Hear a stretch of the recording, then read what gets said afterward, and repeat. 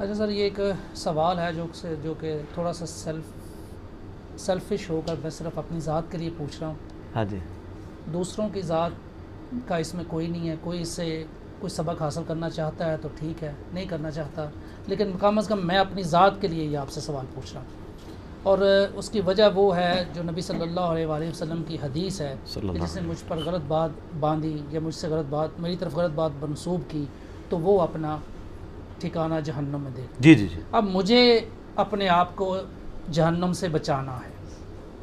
چند باتیں جو کہ ابھی میں آگے آپ سے پوچھوں گا، آپ اگر کیٹیگوریکلی ہاں یا نہ میں جواب دیں تو یہ میرے لیے بھی آسانی ہوگی، اور اگر کوئی اس سے سبق حاصل کرنا چاہ رہا ہے تو جی بتائیں کون سی ایسی خاص باتیں ہیں. جی بتائیں.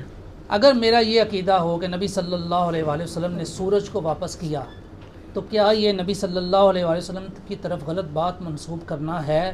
اور اگر یہ غلط بات منسوب کرنا ہے تو کیا میرا یہ کہنا مجھے جہنم میں لے کر جانے کا سبب چلیں بن یہ سکتا اس ہے؟ کے بعد بھی جتنے سوال ہیں نا ان کے لیے میں کیٹیگوریکل جواب آپ کو دے دیتا ہوں.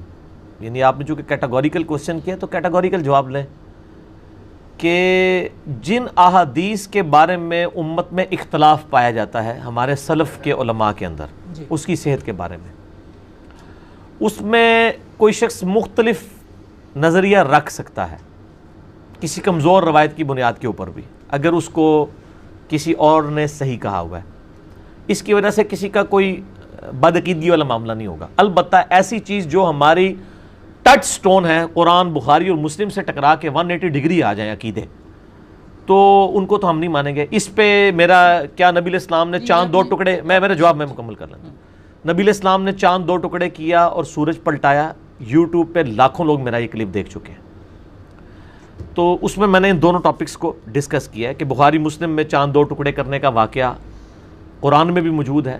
سورج پلٹانے والی روایت جو ہے یہ طحاوی کے اندر موجود ہے، لیکن اصول محدثین پہ یہ کمزور ہے، اگرچہ امام طحاوی اس کو صحیح سمجھتے ہیں. اور میں نے اس میں بھی بتایا تھا کہ یہ روایت کمزور ہے، اگر اس کو کوئی صحیح بھی مان لیتا ہے اس سے عقیدے میں فرق نہیں پڑتا. وہ پلٹانے والا نبی علیہ السلام نے نہیں پلٹایا، نہ چاند نبی علیہ السلام نے دو ٹکڑے کیا ہے، وہ اللہ نے ان کے لیے کیا ہے. یہ بیسیکلی اس تھیم کو، اور میں نے اس میں بتایا کہ بخاری مسلم میں حدیث ہے کہ جو جوشوا نبی تھے، یوشع ابن نون، جب وہ قتال کر رہے تھے تو انہوں نے دعا کی تھی کہ اگلا دن ہفتے کا آنے والا تھا، ہفتے والے دن یہودیوں کے لیے قتال منع تھا، تو انہوں نے کہا یا اللہ آج کے دن ہمارے لیے دن لمبا کر دے تاکہ ہم آج ہی فتح حاصل کر لیں، ادروائز ایک دن کا گیپ آ گیا تو کافروں کو پھر سنبھلنے کا موقع مل جائے گا. تو بخاری مسلم کے الفاظ ہیں کہ اللہ تعالیٰ نے ان کے لیے سورج کو روک دیا نبی کی دعا پہ. تو بنی اسرائیل کے نبی کی دعا پہ اگر سورج رکا ہے، ہمارے نبی علیہ السلام کے لیے بھی اگر سورج واپس کا کوئی عقیدہ رکھتا ہے، لیکن یہ نہ کہ اینج کر کے بلایا یا اینج کر کے کیتا، یہ نہیں ہے کہیں پہ لکھا ہوا، دعائی والا معاملہ ہے. تو اس میں، اور ویسے اس واقعے میں کئی ایک حکم موجود ہیں جس میں آ رہا ہے کہ حضرت علی کی نماز قضا ہو گئی. اب اگلا سوال یہ ہے کہ نبی علیہ السلام نے نماز پڑھی تھی تو حضرت علی نے نبی علیہ السلام کے ساتھ ہی کیوں نہیں تھی نماز پڑھ لی؟ نبی علیہ السلام کی بھی کیا قضا ہو گئی تھی؟ یعنی وہ ٹیکنیکلی اتنی اس کی انجینئرنگ واقعے کی جائے نا تو بڑے حکم موجود ہیں.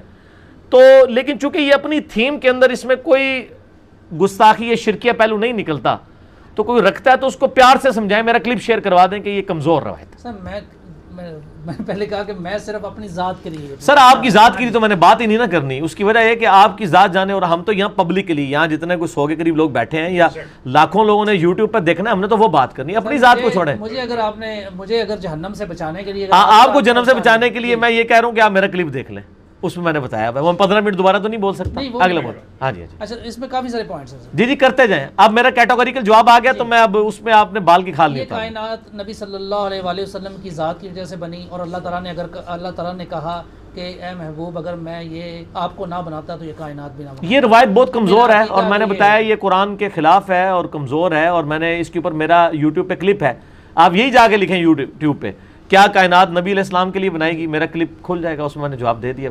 آپ صلی اللہ علیہ وآلہ وسلم کا سایہ نہیں تھا کہ آپ پر ایک بادل سایہ کیے ہوئے، یہ بالکل جھوٹ ہے. یا آپ نور تھے تو اس لیے آپ کا سایہ نہیں تھا. یہ دونوں باتیں اس حوالے سے جھوٹ ہیں کہ نبی علیہ السلام سپیشیز کے طور پہ نور نہیں تھے بلکہ انسان تھے. ویسے نور ہدایت تو آپ سے سنم ہے، آپ کے اصحاب بھی ہیں، اہل بیت بھی ہیں، قرآن بھی ہے، بخاری بھی ہے، مسلم بھی ہے، سراج منیر ہے. لیکن یہ جو سایہ والی بات ہے یہ تو بالکل جھوٹ ہے، یہ دنیا کی کسی حدیث کی کتاب میں نہیں. اس میں میرا مسئلہ نمبر آپ لکھ دیں کیا نبی علیہ السلام کا سایہ تھا انجینئر محمد علی مرزا. تو یہ سارے میں نے ریکارڈنگ کرائی ہوئی ہیں. آگے چلیں. وہ obviously سر اپنے سارے کیے ہوئے ہیں. ہاں جی ہاں جی. آپ صلی اللہ علیہ وآلہ وسلم رفع دین اس لیے کرتے تھے کہ بغلوں سے بت گر جائیں. یہ تو گستاخ رسول ہے جی بندہ جو نبی علیہ السلام کے بارے میں یہ جھوٹ بولتا ہے کہ یہ وہ بت رکھ کے آتے تھے. یہ تو بالکل جھوٹ ہے، اور ایسے شخص کو میں یہ کہوں گا یہ گستاخ رسول ہے اور اس کے اوپر توبہ پیش کرنی چاہیے. حضرت آدم علیہ السلام کی دعا جو تھی وہ نبی صلی اللہ علیہ وہ بھی اسی کے اندر آتا ہے، وہ ایک ہی روایت ہے. یہ روایت کمزور ہے. قرآن میں قصہ آدم اور ابلیس 7 دفعہ ہے، کہیں یہ بات مینشن نہیں ہوئی ہے. یہ بالکل کمزور روایت ہے. نبی صلی اللہ علیہ وآلہ وسلم کو مطلق غیب کا علم تھا. یہ دنیا میں کسی کا بھی عقیدہ نہیں ہے کہ مطلقاً غیب کا علم تھا. وہ اللہ کی اطاعت سے مان رہے ہوتے ہیں اور مستقل بذات غیر مستقل وہ فرق کرتے ہیں، بیچ میں ڈنڈی مارتے ہیں مجھے پتہ ہے.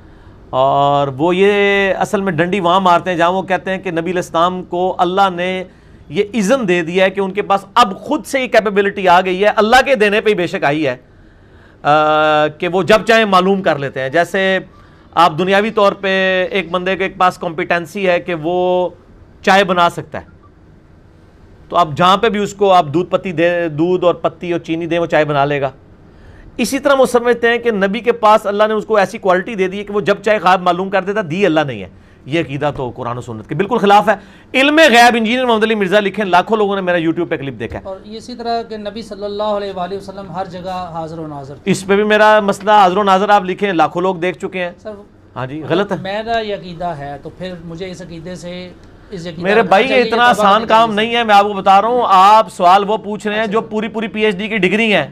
ہاں یا نہ میں کیسے جواب دیا جائے؟ ہم یہ کہتے ہیں وہ پورے دلائل کے اوپر چیزیں کھڑی ہوئی ہیں. ٹھیک ہے نا جی. آپ مجھ سے ہاں یا نہ میں جواب نہ لیں، اس کی وجہ یہ کہ ہاں یا نہ میں جواب اتنا آسان ان معاملات میں نہیں ہوتا. آپ دنیا میں کوئی بھی مجھ سے سوال کریں گے نا، سوائے جو یونیورسل ٹروتھ ہیں ان کے علاوہ کسی کا جواب بھی ہاں یا نہ میں نہیں آتا. وہ درمیان کی ایک راہ ہوتی ہے. اچھا، ایک اگر یہ عقیدہ بھی ہو کہ آج کے دور میں بھی نبی صلی اللہ علیہ وسلم کے ہاتھ پر بیعت کروانے والے لوگ موجود ہیں، بالکل جھوٹ ہے جی. عقیدہ بالکل جھوٹ ہے. اگر یہ والا معاملہ ہوتا تو حضرت ابوبکر عمر عثمان و علی کے ساتھ ہوتا. بالکل. آپ پیری مریدی لکھیں یوٹیوب پہ انجینئر محمد علی مرزا تو میرا کلپ کھل جائے گا. جھوٹ بول رہے ہیں.